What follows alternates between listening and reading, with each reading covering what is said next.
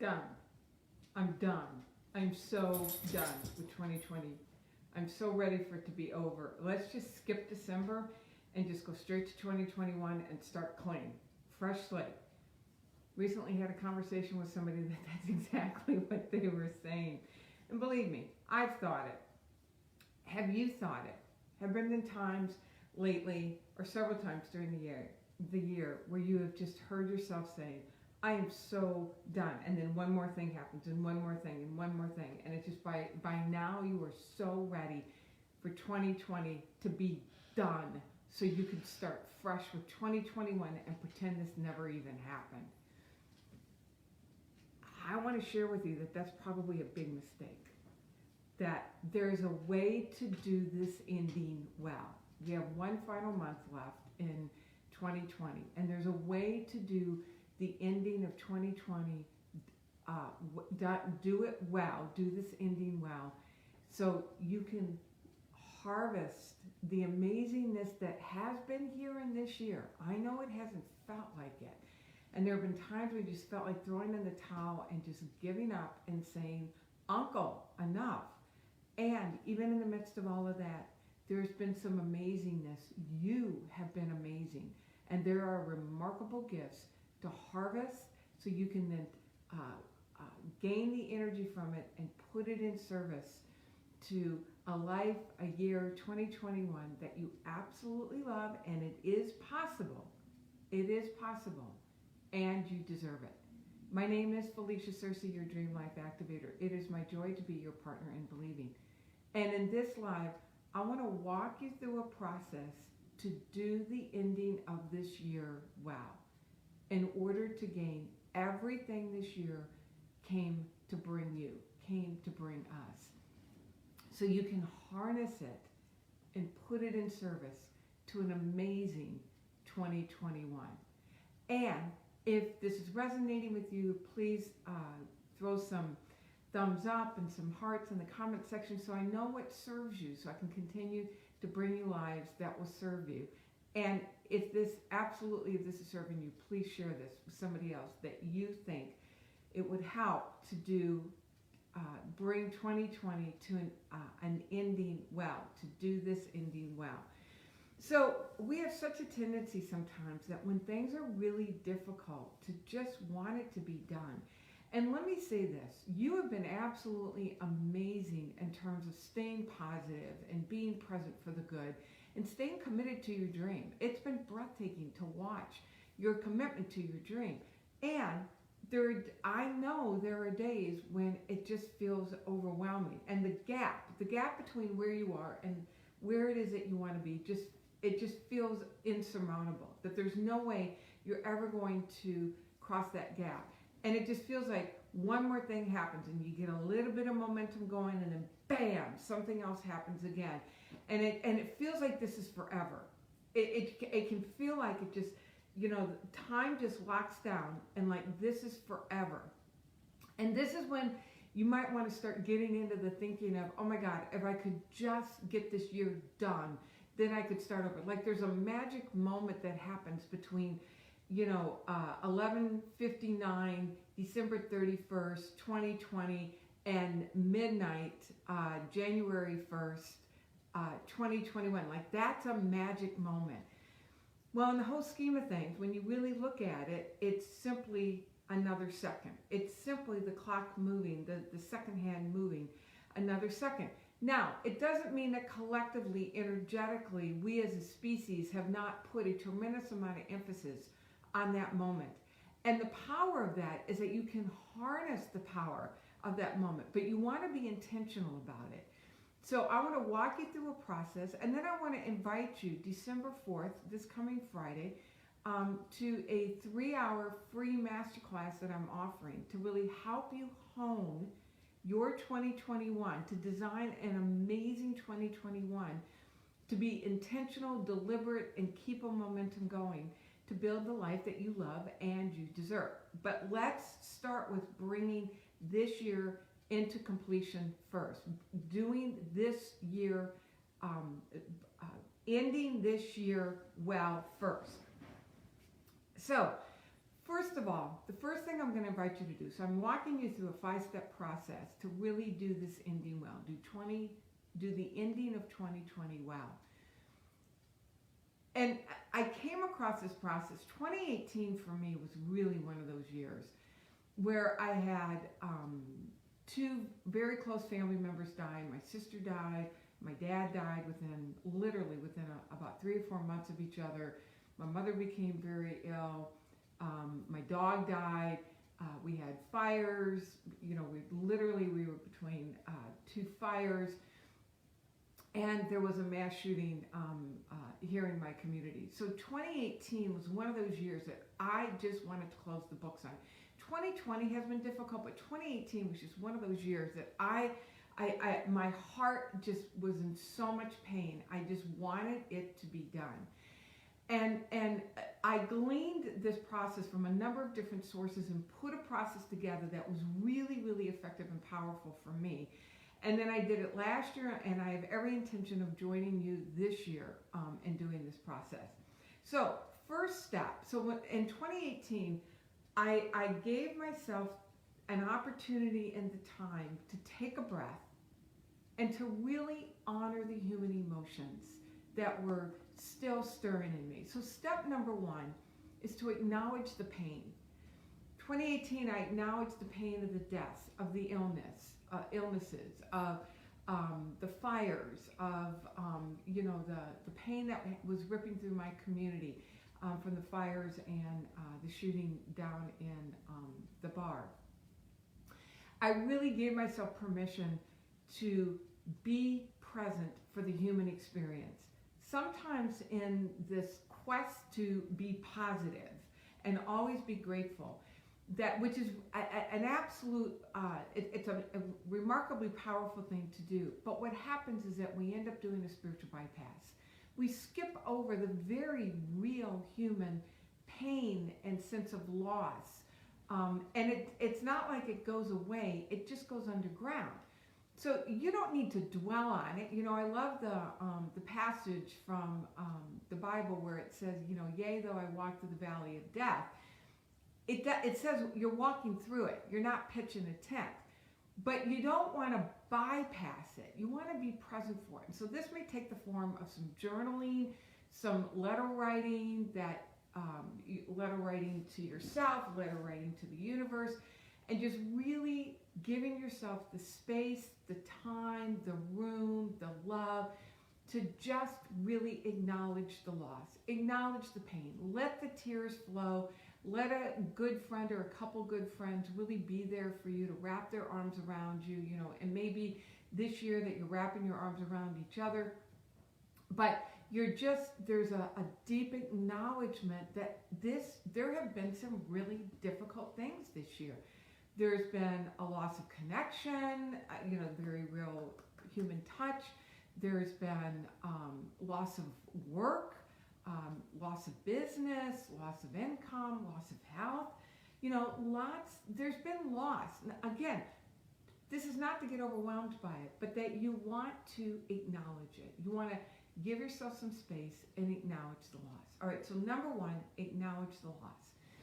Then, number 2, it's been an amazing year in terms of growth and gifts. I want to make sure that I get all these right. One of the really powerful things is to understand that you really have the ability to shift your focus. And you can't shift your focus when you're bearing things or denying things, but you can shift your focus once you acknowledge the pain and give yourself an outlet for that. Then you want to shift your focus to, all right, what has been the good that has come from this year? What has been the gifts that has come from this year? And there's been many.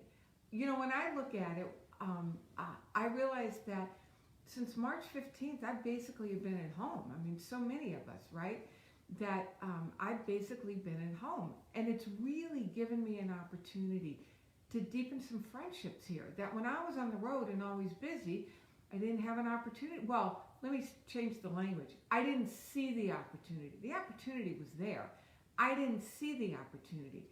And even though I've not gotten together with people, because I've been very mindful around what is happening, and I want to do my part in helping people stay healthy, especially frontline workers, and those of us who have elderly, elderly people in our community. So not necessarily getting together in person, but spending more time on the phone with people, spending more time, doing FaceTime or Zooming, where I'm really listening deeply and not being in a hurry to the next thing has allowed me to be so much more present for people. And so the depth of my relationships has just been off the chart. That's one gift that I know that I've gotten for myself this year. The depth of my relationship with my husband. We hit some bumps early on in quarantine, and the being together with each other has allowed us to dig deeper into our 34-year relationship that otherwise we could have gone off on our separate paths, and it just would have been, continued to fester. But the time has allowed us to really dig deep into some deeper listening and a renaissance in our marriage. It's been breathtaking. It's been remarkable. So after you acknowledge the pain, then you want to start listing the gifts that have come from this year, the things that you're grateful for. And the gift of this is that you understand that there are remarkable things that happen in the midst of no matter what the circumstances and conditions are. All right, so one, acknowledge the pain. Two, start listing the gifts and the gratitudes from the year. Number three, what did you learn this year? I mean, my God, this year came to us with an amazing opportunity for learning and growth. Maybe you learn just how resilient you really are. Maybe, I'll tell you the thing that it did for me, that when I got off the road and I realized that I needed to discover a different way of supporting people and living a life that they love, it caused me to really pause and ask, is this really what I want to do? And in the stillness, I've been able to hear a resounding, oh my gosh, you bet this is what it is that I really want to do. It has deepened my commitment even more. And it has caused me to explore other ways, other avenues to serve you deeply, to serve you dearly. I learned that. I learned that I have an even deeper commitment to my purpose of helping you unlock and unleash this amazing power that's moving through you to put it in service to a life that you love, knowing it's how you create your highest experience and it's how you bring your highest contribution to everyone around you. I learned, again, on another level, how resilient I am. I learned a deeper relationship with gratitude. We have a tendency to want to fluff gratitude off. Gratitude's a mastery skill. And the deeper we're able to go in understanding the power and the presence of gratitude and learning to master our ability to generate gratitude on demand, generate gratitude at will, those are the keys. Those are the keys of your power. So what are all of the lessons that you learned this year? I learned the power of being outside, and I'm grateful that we live in a place that really allows us to be outside. Yes, thank you for the thumbs up. So what was it that you've learned? Just list all of the lessons. And again, I'm going to be right here with you doing this process with you. Casey, go back and listen to this live if you have not been with me from the get-go. I'm going over a process to do this ending well. When I say this ending, 2020, to bring 2020 to completion in an empowered, life-giving way so you can truly move into 2021. All right, so acknowledge the pain, list your gratitudes and gifts. Number three, list everything that you've learned from this year. What are the learnings from this year? Number four, what are the incompletions? What are the things that you said you were going to do that are not done? What are the words that you need to say that are hanging left unsaid? What are the agreements that you made that you didn't live into? You want to go back and you want to make a list of everything that's an incompletion. You want to look at those things and decide, am I bringing it to completion just by saying it's complete and letting it go in whatever state it's in, renegotiating that internal or external agreement that you had around that? Or is it something that I know I want to bring to completion? I want to check the box. I want to gain my energy back in order to be able to now harness it and put it in service to something else. Something as simple. The closet in my office, I just keep putting stuff in there. Actually within the next couple of weeks, I want to clean that closet out. I have a campaign that I started back at the beginning of the year, bringing somebody in to help me finish that campaign in order to serve people who serve them highly, bring high value to people who give me the honor of sending emails to them. My husband and I have been working on our agreements. What unspoken agreements have we had, and which ones do we want to be deliberate about, and which ones do we want to, bring out into the open and say, time to renegotiate that, time to create something different. Where are your incompletions? Where are the things that you're leaking energy, that it's in the back of your mind, but you just haven't either checked it off and said, you know what, it's just not important enough for me to do anything with, so I'm just going to call it complete. And let it be okay that you do that. Give yourself permission to do that. Just to put a period on it and say, I'm complete with it in whatever state it's in, and move on. And then those things that you want to bring to completion, put them on your calendar. Put them on your calendar. All right, so number 5. Here's the process to bring this year to completion in a life-giving, empowering way. Number 5, who do you need to forgive? Who do you need to forgive, and who do you need to thank? We're social beings. Even in this world, in this year of isolation and quarantine and, shutting things down, you're still a social being. You have been surrounded by people. And there have been people who have shown up in remarkable ways with and for you. Who are the people that you want to say thank you to? Who are the people that have traveled this year, that have been there, that have had your back, that have looked you in the eye, that have believed in you, that have given you encouragement, or maybe even a little loving spiritual spank when you needed it? Who are those people that you really want to thank, that you want to reach out to and say, oh my God, I can't tell you what your presence has meant to me this year. Thank you for being there. Thank you for seeing me. Thank you for believing in me. And then, who are those people that you have allowed to cause you to feel diminished, that you have felt hurt by, that you have felt rejected or neglected, whether it was their intention or not? Where did you take on a slight, perceive something that caused you to think anything less about yourself than the brilliant being that you are? Who are those people you need to forgive? Do you need to physically say something to them? Or is it just in your mind that you're letting it go? And then in addition to this one, so this is a 3-parter. Who do you need to thank? Who do you need to forgive?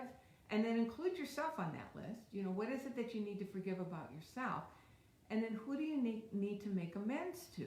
Who did you slight? Who did you hurt? Who do you know that you did not show up as your best with? Who do you need to go back to and clean it up? Clean up your side of the street so you can move into 2021 brilliantly, free, unencumbered, empowered, light, and clear. All right, so let me review these. These are the 5 steps, and there's some multiple, sub-steps within each step.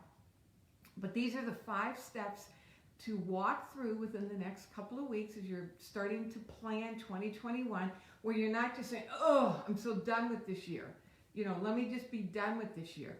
Let's do the completion of this year well, so you can harness the good, harness the power, harness the gold, and put it in service to creating this dynamic 2021 that you love and you deserve. So number 1, acknowledge any pain that still seeping around, that's still, there in the crevices. Acknowledge the pain, acknowledge the loss, acknowledge the frustration.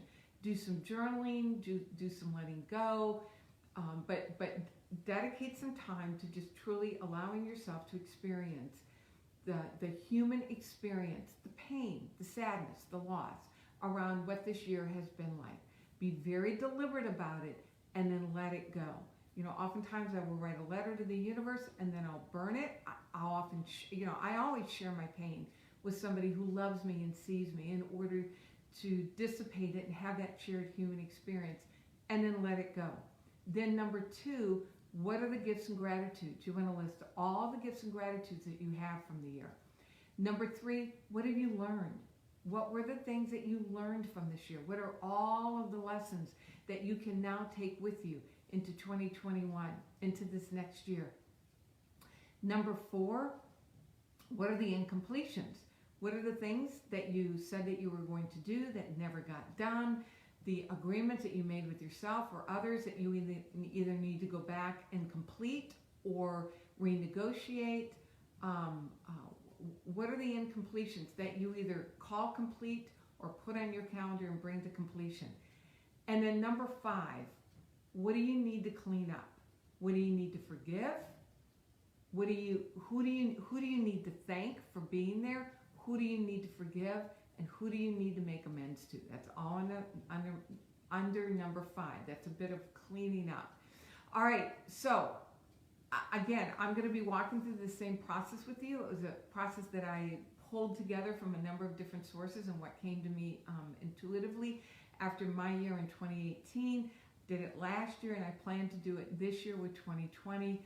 I invite you to share your experience here in the comment section or in the Facebook group. I have a Facebook group, Ultimate Life Now. We'll get that conversation going there. And if this has served you, please share it. Put some comments in the comment section. And join me December 4th, next Friday, 9:30 to 12:30, whenever you watch this. Friday, December 4th, 9:30 to 12:30. You're welcome, Casey. 9:30 to 12:30, we're going to dig deep into the system of how to unlock your indescribable power so you can put it in service to a life, to a year that you absolutely love, knowing this is your highest contribution to everyone around you. And here's what I know about you. This is what is most important for you. So register using the link in the description. The only thing I ask is that you make a charitable contribution to a cause of your choice. All right, know how much I deeply love and appreciate you. You are amazing, absolutely amazing. I look forward to your comments, hearing your process, and I look forward for you to join me on December 4th. Mwah! God bless. My name is Felicia Searcy, your Dream Life Activator. It is my joy to be your partner in believing. Your dream is my passion. Susan Berg, go back and listen to this. And listen, I read your post in Women Helping Women Entrepreneurs, and I want to private message you. And I really want to invite you to come December 4th because that's exactly what we're going to dig in.